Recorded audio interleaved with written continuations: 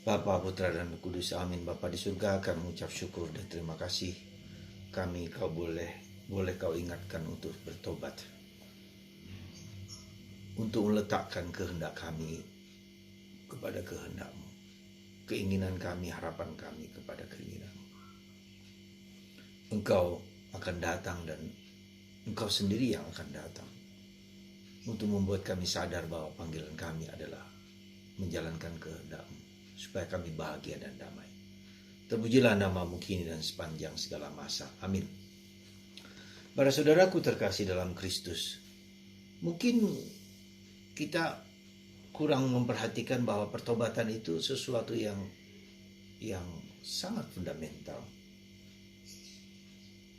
Sesuatu yang merupakan kewajiban dan keharusan supaya kita bahagia, damai. Kita diajak untuk berani mendengarkan orang lain, terbuka pada orang lain. Kami diajak untuk bahwa kehidupan kami itu tidak dapat diselamatkan oleh kami sendiri. Secara manusiawi saja kita butuh orang lain, kita butuh mendengarkan, kita butuh pendapat, kita butuh diskusi, supaya kita menjadi lebih baik dalam perjalanan hidup ini. Seandainya tidak ada sikap mendengarkan dan sikap terbuka, maka hidup kita menjadi kacau. Seandainya kita tidak bisa bergaul dengan orang lain dan mendengarkan dan berdiskusi, bekerja sama dengan orang lain, kita membutuhkan orang lain. Itu saja bentuk pertobatan yang dimana kita terbuka dan mendengarkan orang lain. Apalagi ketika kita bersama Tuhan.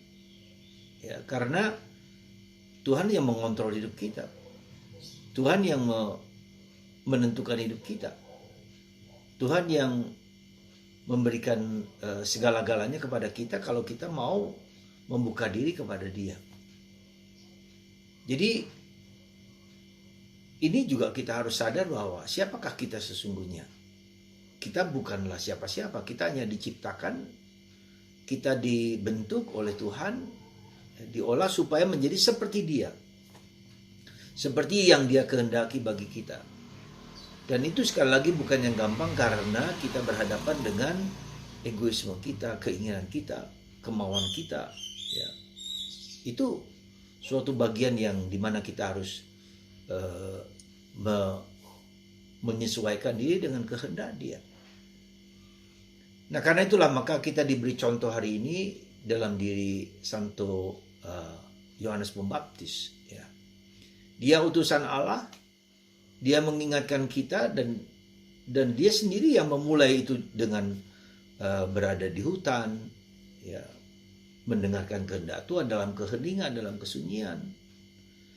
Dia sendiri mencoba mengerti, memahami apa yang Tuhan kehendaki dalam diri dia. Dan dia tahu apa yang Tuhan kehendaki, maka dia mewartakan kabar gembira, kabar keselamatan, kabar pertobatan. Ya. Dia diutus Tuhan untuk meluruskan jalan yang berliku-liku, jalan yang berbatu-batu diratakan, dan gunung yang jalan yang bergunung-gunung atau berbukit-bukit diratakan. Itu simbolisme dari bagaimana kita mempersiapkan hati kita, batin kita, hidup kita, supaya ketika Tuhan datang itu menjadi gampang, menjadi lurus, menjadi mudah untuk menerima, ya, kehendak Tuhan, menerima, mengerti, memahami apa yang Tuhan kehendaki bagi kita. Maka para saudaraku terkasih dalam Kristus, di masa Advent ini, minggu kedua, sekali lagi kita tidak hanya berfokus kepada pertobatan dalam arti kita sendiri yang mengusahakannya itu, karena itu hampir mustahil bahwa kita bisa mengubah diri kita sendiri, hampir mustahil.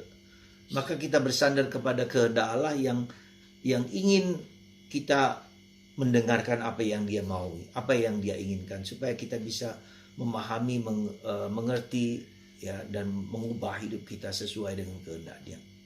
Sekali lagi para saudara, minggu kedua ini kita diajak untuk berfokus kepada Tuhan sendiri. Tuhan yang datang. Datanglah Tuhan Yesus, datanglah. Dan kita hanya diminta untuk membuka diri supaya Tuhan bisa mengubah hidup kita.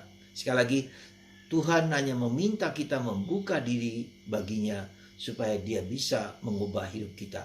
Dan supaya kita bahagia, supaya kita damai, supaya kita tentram, supaya kita sampai kepada apa yang dia kehendaki bagi kita. Semoga hati kita terbuka dan membuka diri untuk kehendak Tuhan. Tuhan memberkati Anda dan saya, sehingga kita memiliki suatu kerinduan untuk mengubah hidup kita sesuai dengan kehendaknya. Tuhan memberkati Anda semua, Bapa, Putra, dan Roh Kudus. Amin.